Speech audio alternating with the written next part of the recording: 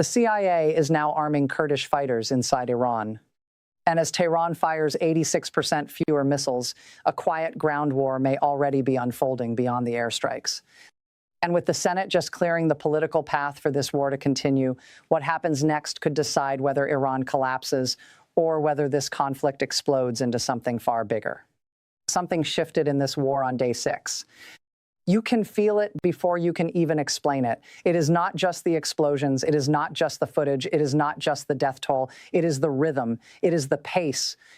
It is the sense that one side is still fighting, still dangerous, still capable of killing, but no longer capable of fighting this war the way it did when the first wave began.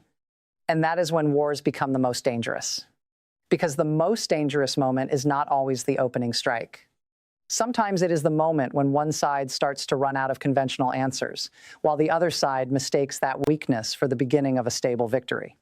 That may be where this war is right now. On day 6, top U.S. officials said Iran's ballistic missile launches had fallen dramatically from the first day of fighting, and drone attacks had also dropped sharply. Think about what that means. It does not automatically mean Iran has given up. It does not mean the danger is over. It means the war is changing shape. It means the opening storm may have burned through a huge amount of Iran's launch capacity, stockpile, logistics, or all three at once. And if that is true, then Tehran is approaching the point every regime fears in a major war, the point where it still has weapons, still has anger, still has motive, but fewer clean military options left. That is when states begin to improvise. That is when air wars stop looking like air wars. That is when the battlefield starts to spread into places people did not fully expect. Because while most people were watching missiles, drones, and interceptors, another possibility was forming in the background. Iranian Kurdish militias have reportedly been consulting with the United States about whether and how to attack Iranian security forces in western Iran. That matters more than most people realize. Because the second a war begins to move from long-range bombardment into proxy-enabled internal pressure, the whole conflict changes. Air power can shatter infrastructure. It can destroy launch sites. It can hit command centers, radar, ports, storage depots, and production facilities. But air power does not answer the most terrifying question in a regime collapse scenario. What happens inside the country when central control starts to crack? That is where the Kurdish angle becomes explosive. These are not random outsiders. These are armed groups with history, geography, motive, and local knowledge. They know the terrain, they know the border, they know the Iranian security apparatus. They know exactly where the pressure points are. If they move while Iran is under sustained bombardment, then this stops being just a story about bombs falling from the sky. It becomes a story about whether military damage can be turned into political collapse from within. And if that starts to happen, this war gets bigger fast. Because once internal opposition forces sense weakness at the center, the battlefield stops being linear. It stops being simple. It stops being one side bombing another side. It becomes a fight over succession, over territory, over local loyalties, over the chain of command, over who defects, who resists, who arms up, and who makes a move before the dust settles. That is not the end of a war. That is the beginning of a far messier one.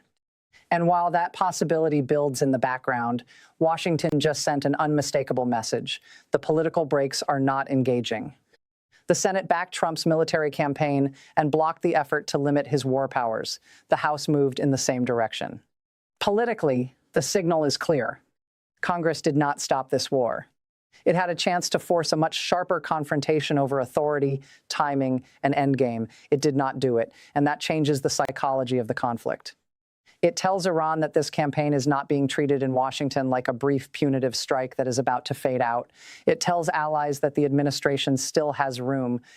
It tells military planners they are not being immediately boxed in.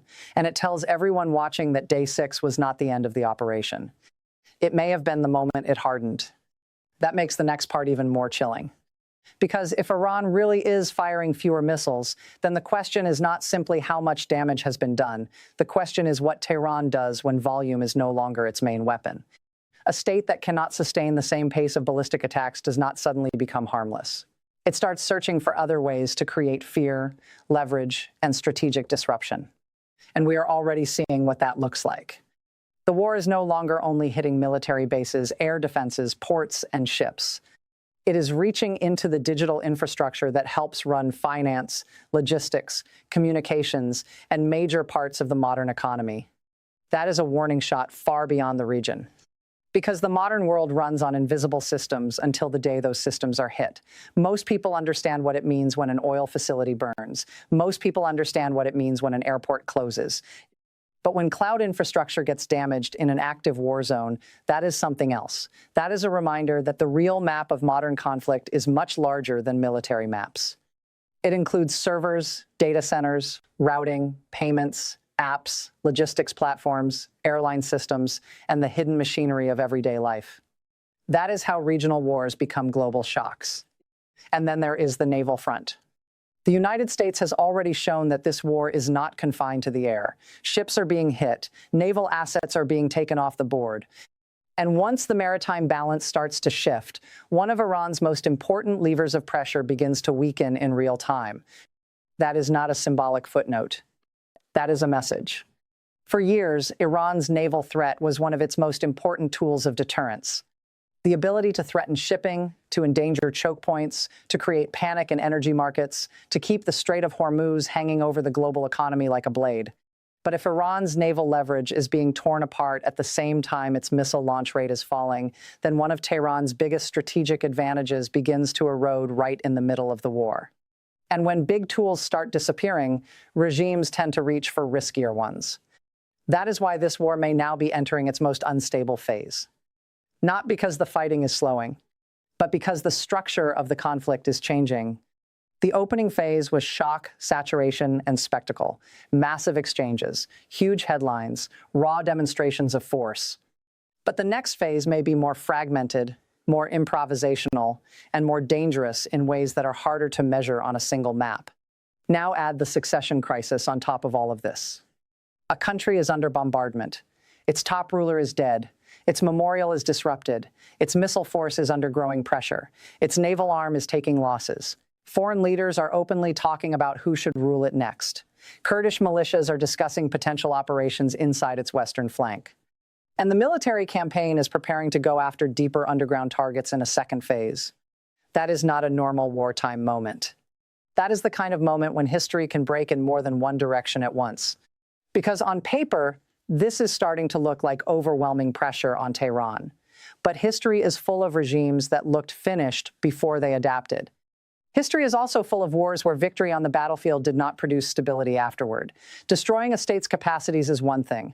Replacing the order that follows is another thing entirely. And that is the question nobody can answer cleanly right now. If this regime weakens further, what comes next? A transition? A military hardening? An internal split inside the security establishment? A wave of uprisings? A Kurdish territorial push? A fractured state with armed groups fighting over the ruins? Because the people moving on this board are not all moving toward the same end. Washington has one set of goals, Israel has another, Kurdish groups have their own ambitions. Gulf states want survival and stability. Iran's remaining power centers want continuity, revenge, or at minimum, a chance to regroup. And when multiple actors enter a collapsing space with different objectives, the result is rarely clean. It is usually chaos. And that is why the drop in missile fire should not reassure anyone too quickly. Fewer launches do not automatically mean less danger. Sometimes they mean a regime is shifting away from the obvious tools and toward the desperate ones. Sometimes they mean the next phase will be fought through sabotage, proxy escalation, covert pressure, succession politics, economic disruption, and internal fragmentation instead of just daily missile counts. That is the nightmare scenario. A war that starts looking smaller on the surface while becoming larger underneath. A war with fewer dramatic barrages, but more hidden triggers. A war where the map of danger expands even as the visible tempo appears to contract. That is what Day 6 may have revealed. Not that this war is burning out, but that it is mutating. And if it is mutating, then Day 7 may matter even more than Day 1. Because this next chapter could decide whether Iran bends, whether Iran breaks, or whether this entire conflict explodes into something far wider than the opening air campaign ever suggested. Iran is still firing. Washington is still moving. Congress did not stop it. Kurdish forces are in the conversation. The cloud is no longer off limits. The sea is no longer safe. The succession question is no longer theoretical. And the side that is firing fewer missiles may be the side preparing to fight in a completely different way. This war is not getting simpler. It is getting more unpredictable. And in wars like this, unpredictability is usually the moment right before the real danger begins.